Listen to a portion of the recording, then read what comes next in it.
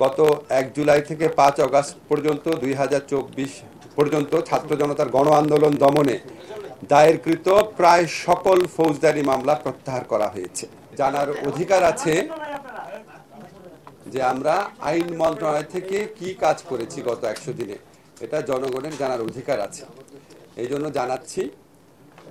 কয়েকটা জিনিস ক্লিয়ার করি, আমি অন্য কোনো মন্ত্রণালয়ের ব্যাপারে কোনো কথা বলবো না। আমার মন্ত্রণালয়ের জবাবদিহিতার অংশ হিসাবে আপনাদের কাছে জিনিসগুলো জানাচ্ছি।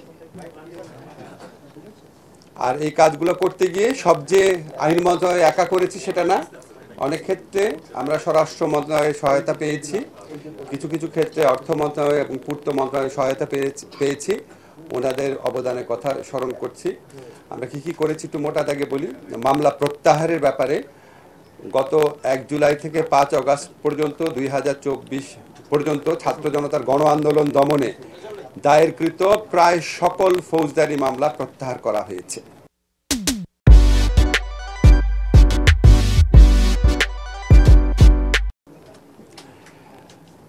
উপদেষ্টা পরিষদের আমরা সাইবার সিকিউরিটি অ্যাক্ট বাতিল হবে আপনাদের বলেছি। বাতিল হওয়ার সাথে সাথে এই আইনের অধীনে যে সমস্ত স্পিচ অফেন্সের কথা বলার অপরাধে যেই সমস্ত মামলা হয়েছিল, অভিযোগে যে সমস্ত মামলা হয়েছিল স্পিচ অফেন্স, হয়রানিমূলক ছিল এই মামলাগুলা, সেই মামলাগুলা একসাথে রহিত হয়ে যাবে বা উইথড্রন হয়ে যাবে।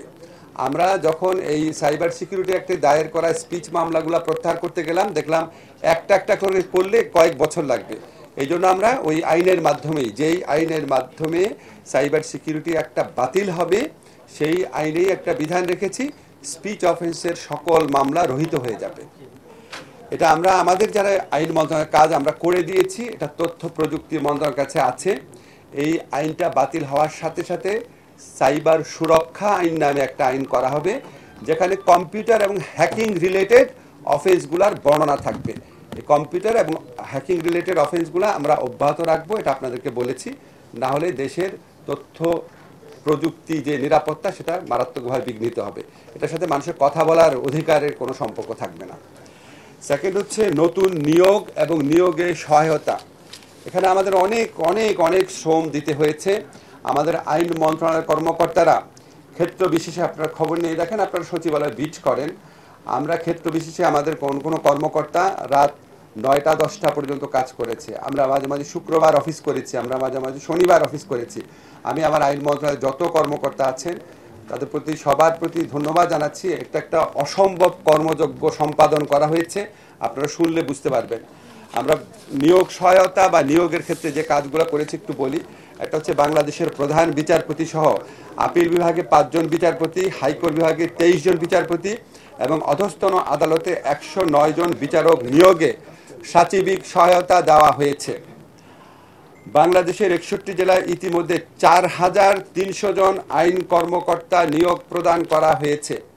এই যে আইন কর্মকর্তারা ছিল তারা ফ্যাসিস্ট সরকারের আমলে নিয়োগপ্রাপ্ত ছিল এবং 5 আগস্ট গণ অভ্যুত্থানের পর তারা অধিকাংশ 90% বেশি তারা পালিয়ে গেছেন, তাদের কোনো খোঁজ খবর কিছুই নেই আর। এবং এই যে একটা বিরাট 4500-এর বেশি পদ, আপনারা জাস্ট ইমাজিন করে দেখেন যে আমরা কোনো পাবলিক সার্ভিস কমিশন না, আমরা কোনো জুডিশিয়াল সার্ভিস কমিশন না, বাংলাদেশের ইতিহাসে এত বেশি সংখ্যক নিয়োগ একটা মন্ত্রণালয় থেকে হয়েছে আমার ধারণা আর কোনো নজির নাই। এবং আমাদের কর্মকর্তারা প্রচণ্ড পরিশ্রম করেছে। প্রায় 90,000 থেকে 1 লক্ষ আবেদনকে স্ক্রুটিনি করে 4300 জন আইন কর্মকর্তাকে নিয়োগ প্রদান করা হয়েছে গত 3 মাসের মধ্যে। এই নিয়োগের সুফল কি, এটা লাভটা কি? লাভটা হচ্ছে এর ফলে দ্রুততম সময়ে সকল উদ্দেশ্য প্রণোদিত হয়রানিমূলক এবং মিথ্যা মামলা প্রত্যাহার করা সম্ভব হবে। কারণ আপনি জানেন বিগত সরকারের আমলে অনেক মিথ্যা মামলা, গায়েবী মামলা হয়েছে।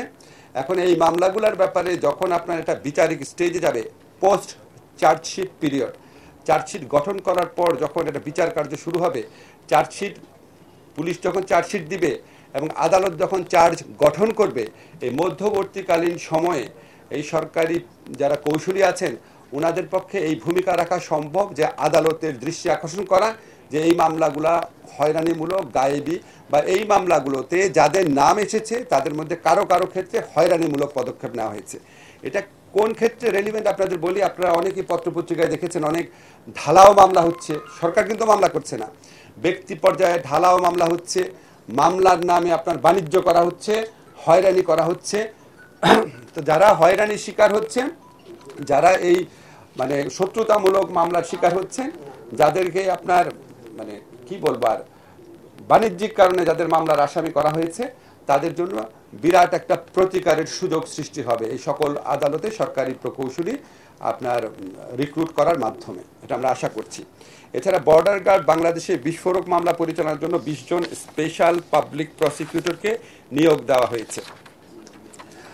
আন্তর্জাতিক অপরাধ ট্রাইব্যুনাল পুনর্গঠন করেছি আমরা, এটা আপনারা জানেন, এটা আমাদের অন্যতম প্রধান এজেন্ডা ছিল।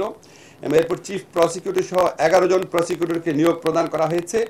এছাড়া স্পেশাল প্রসিকিউটরাল অ্যাডভাইজার হিসাবে বিদেশি এবং দেশি বিশেষজ্ঞ পর্যায়ের আইনজীবীরা নিয়োগ প্রাপ্ত হচ্ছেন। বিদেশি যিনি আছেন ওনার নিয়োগপত্র সম্পন্ন হয়েছে আজকে, আপনারা 2-1 দিনের মধ্যে জানবেন।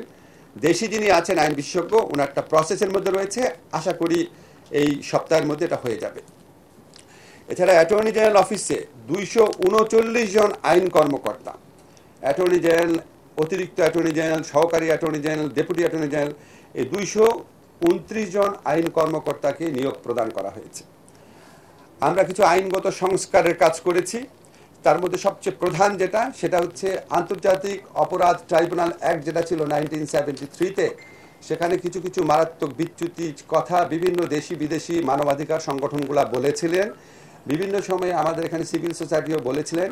আমরা যখন এটা সংস্কারের উদ্যোগ নিলাম, আমরা চেয়েছি বিচারটা যেন বৈশ্বিক পর্যায়ে, দেশীয় পর্যায়ে গ্রহণযোগ্য হয়, একই সাথে এটার মাধ্যমে যেন সুবিচার নিশ্চিত করা হয়। এই জন্য আমরা ব্যাপক কনসালটেশন করেছি, আপনারা দেখেছেন আমরা ওপেন গোল টেবিল বৈঠক করেছি। এরপর দেশি বিদেশি বিভিন্ন এক্সপার্ট, 3 জন বিদেশি এক্সপার্ট সহ প্রায় কমপক্ষে 20 থেকে 25 জন এক্সপার্টের আমরা ওপিনিয়ন নিয়েছি।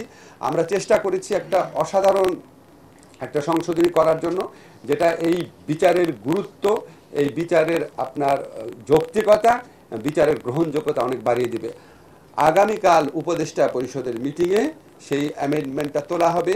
উপদেষ্টা পরিষদ গ্রহণ করলে এটা আগামী ধরেন সম্ভবত বৃহস্পতিবারের মধ্যে এটা আইনে পরিণত হবে।